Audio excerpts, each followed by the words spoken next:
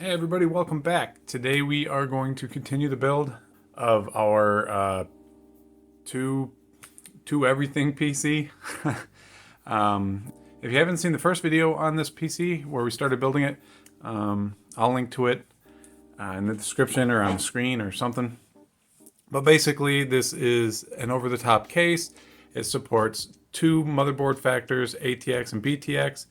It supports two power supplies. It's got double the space, expansion bays for 5¼ inch drives, CD-ROM drives, accessories, stuff like that. So what better type of motherboard to put in here than, please don't fall off the edge of the table, than a dual processor server board. So to continue with the sort of two things, we're also going to do two CD-ROMs, possibly two hard drives, and the part that I'm most excited about are two Voodoo 2s. So let's jump into it. In the last video, we were having trouble with the RAM. I have one stick of 512 megabyte ECC server RAM in it, and it would do its little RAM check at the beginning and say that there was an error with the RAM. I could still boot, I could get into BIOS and stuff like that, but I always got that RAM error. So because this is kind of an over-the-top PC, we're going to be upgrading the RAM. This can support up to 4 gigs of RAM, so I bought 4 gigs of RAM. I got 1 gig, four 1 gig sticks of memory masters. I think that's just the name of the company I bought it from on eBay. But basically, I bought 4 gigs of ECC known working RAM. So let's throw that in there and make sure that it does work, so that make sure there's not something wrong with the motherboard or something like that. So here we are. And like I said, I don't think the brand of RAM is going to be on here anywhere. Might have had a sticker at one point. Let's see here. We're kind of, we got Samsung chips. Let's throw those in there, and we'll see if it boots without any more errors.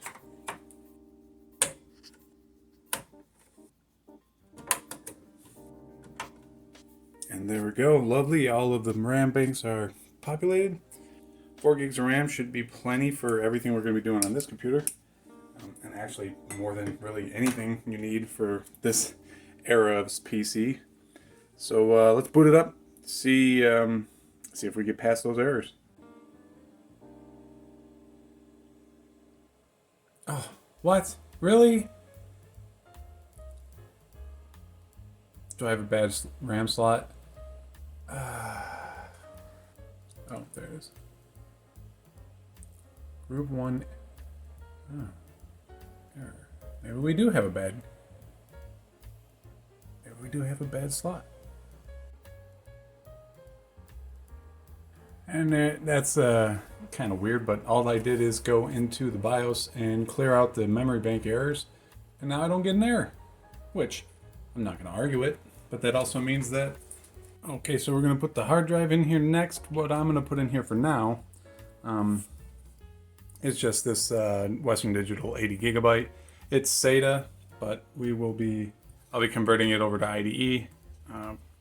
For now, like I said, I had some drives lined up, and due to some events that are kind of out of my control, I will not be getting those drives. I have to order another pair of them. So we'll just do this. We'll just adapt this to get it going, and we'll run the CD-ROM and the hard drive off of the same IDE channel. It'll be slower, of course, but like I said, this is just to get it going, and we can switch things over later. So to put this thing into the computer, I had these adapters here to put a standard size hard drive, what is it, 3¼ 3½, whatever, into a 5¼ bay, and these don't line up with any holes, which is weird because I got them out of this machine, so who knows what these are for. Anyways, I do have a set of these that I've printed up for a previous project, and they're just adapters, and they should adapt, allow us to put this in there no problem. So let's do that. and hook up the CD-ROM. Ow. Finger. There we go.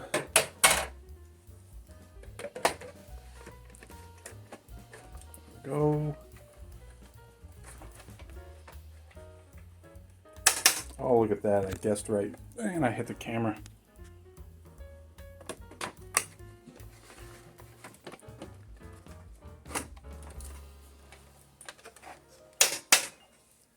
Nice. Got the drive mounted in there.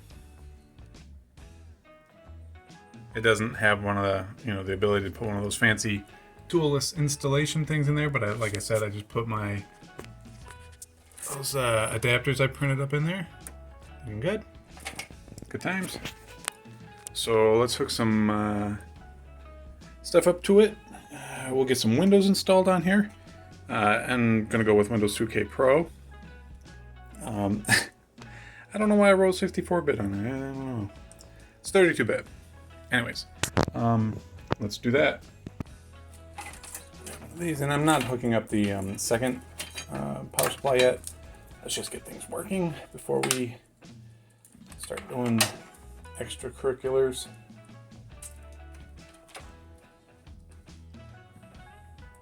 Okay, I think we have what we need to install this. And I have never used Windows 2K before. Is it bootable? That's a pretty good question.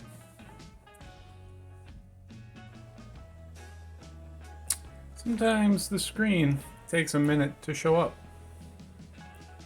This is the longest RAM. I wonder if there's I wonder if we can skip this. I should press F2 and go find out. BIOS. Okay, let's see here. Primary master. Yep, so the hard drive is the master. Slave is the CD-ROM. That came up right. Let's go ahead and just disable the floppy drive so we can stop getting those errors. All of those are good. Is there no settings for...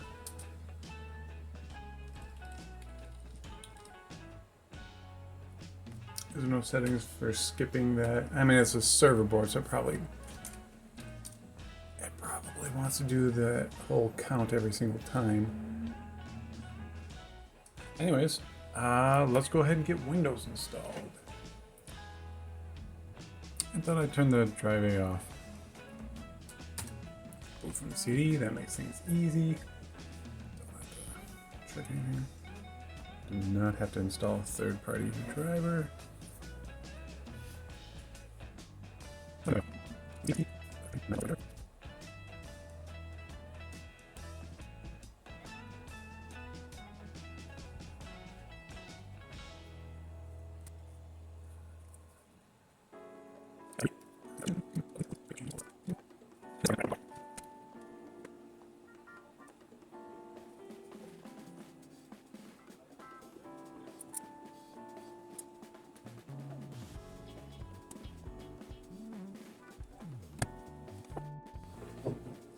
It's taking so long. Look how long this has taken.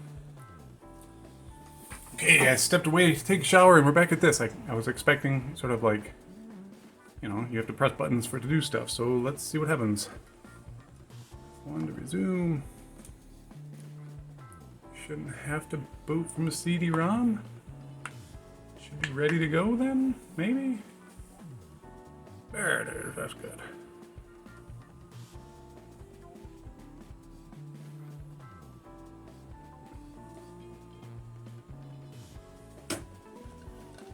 Nice. Ooh, that is kind of awful, actually. Mouse pad.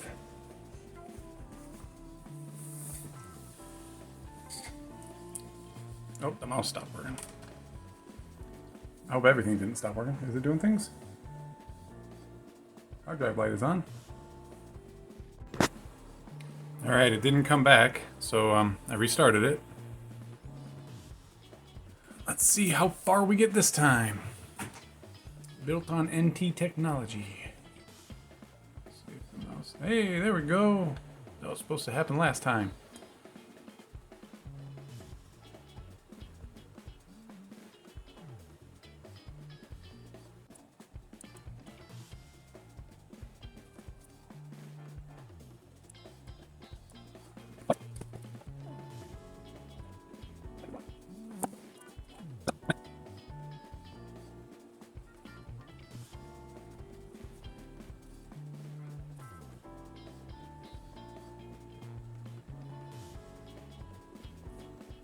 Seems the monitor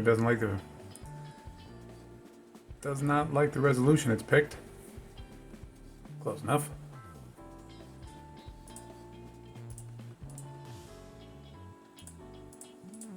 All right, so we are in performance. 2 CPUs. We got memory out the wazoo, or RAM, 4 gigs. We're going to change this resolution. Go away. What are we at? 1220, 1040 by 768.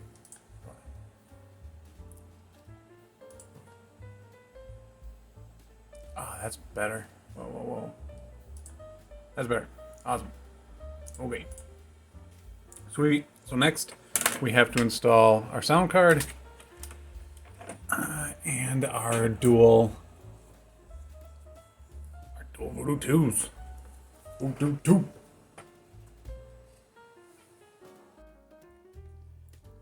It's time to throw the Sound Blaster card in there, and what this is a Sound Blaster live XFI music, I believe. Nothing exciting, but it is Sound Blaster compatible. Gonna work well in here. I did have to find some drivers for it. I got them from Dell because I believe this came out of an XPS. I forget if there's numbers behind it. It's a giant looking thing. I'll show a picture of it. But I think I got this out of an old one of those.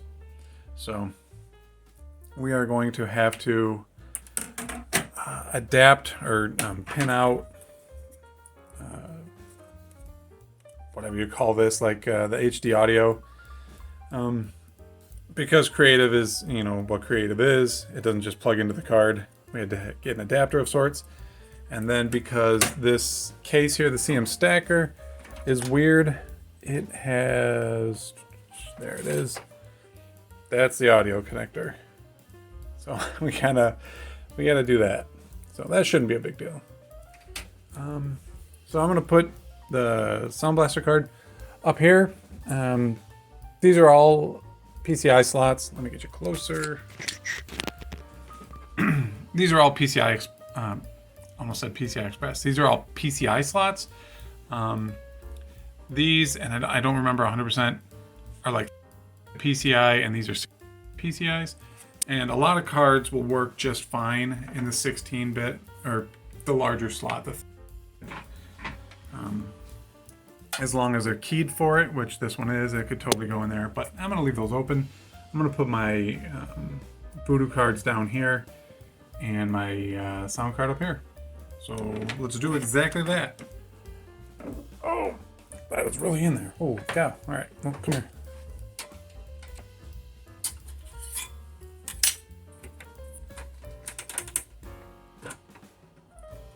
Get in there. It doesn't seem straight.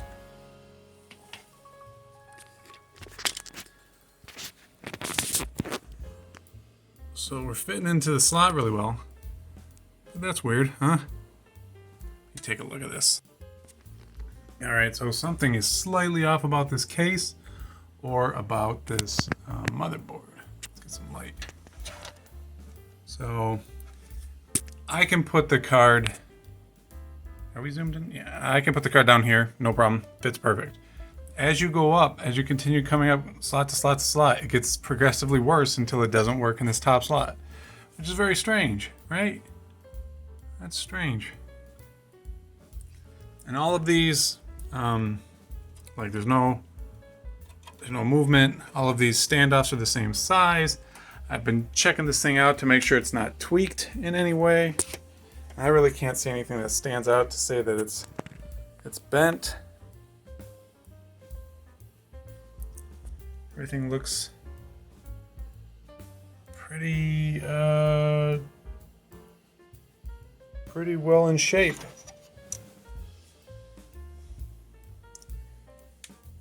I don't know what I'm gonna do. I'll figure it out. Okay, this might be the issue. So the back of this case might be flexed out because I can, you stay up here. Because I can push in on it and everything starts lining up. Can we see that? Yeah, here we can see that. That's a lot of force though. I don't want this guy to be, I don't want it to be, you know, hanging on for dear life, you know. I don't want that to be like, you know, in cliffhanger. So, let me see what I can do. Maybe some physical persuasion is going to be the key. Yeah, that is exactly what I think is going on. I think right here is flexed outward.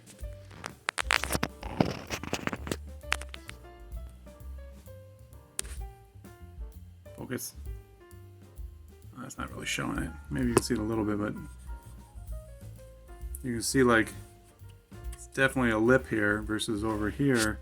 It's much smoother and flatter. So like we're bulging out right here.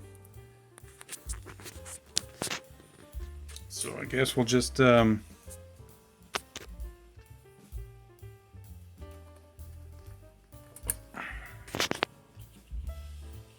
don't know if that did anything.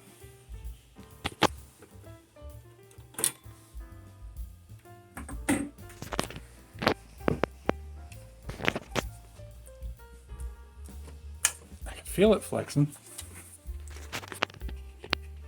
Is that bending the right way? Okay, that definitely was the issue. I still had to gently flex it into place a little bit, but man, the amount of pressure it took to get that to line up is way less than it was a few minutes ago. So I'm pretty happy with that. All right, so I've looked up a couple of pinouts, did some double checking here. I'm pretty confident I understand what's going on. We'll find out. That is for sure. So 2, which is right here, is going to be our ground. This is going to be our mic in. The next one, which would be 3, is going to be mic power. Line out right, and then no connection, and then line out left. So, and then we don't need these returns. These are not important. Oh, I hope that's not extracting to this, to my desktop. Please don't. Next.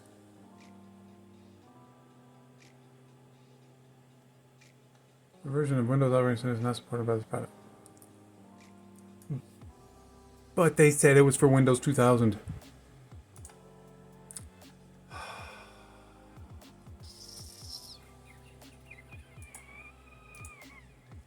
Okay then. I guess that goes to show you can't trust everything on the internet. That's the one I downloaded it twice now. Oh crap. Alright, I kicked the camera. Did it the manual way. Hopefully this worked. Unknown device. Oh, it went away. Oh, it's doing things.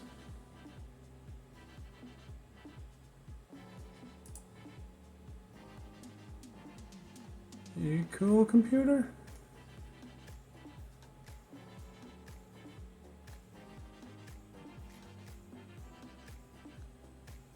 We good?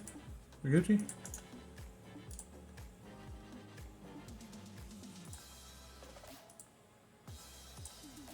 So what I did is went in here to the unknown, audio or unknown hardware, clicked it like this, properties, driver, update driver, next, search for the driver, specify, and basically the first time I ran it, it extracted all its stuff into the Windows temp folder. So I just went to it and pointed at that folder, to the drivers folder. Ooh, it's XFA. What is that? Anyways, I pointed it at SBXF, Sound Blaster XFI. That's what I took it to be. And hopefully it works. Let's get out of there. Close that. Close that. Start. Shut down. Shut it all down. I'm gonna hook some speakers up to it. Hopefully it works.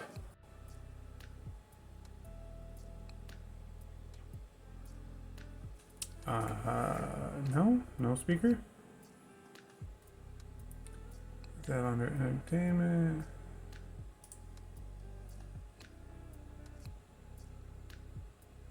There's a problem with your sound hardware. You may install mixer devices from add remove hardware. What? What? There it is. Nobody seems unhappy. Everything's an uphill struggle. Okay, well it's getting late, and that's what we're gonna call this one for today. I ended up realizing that I had installed Windows 2000, just vanilla. I'm currently installing Windows 2000 Service Pack 4. I thought I had downloaded and installed it, evidently I did not. So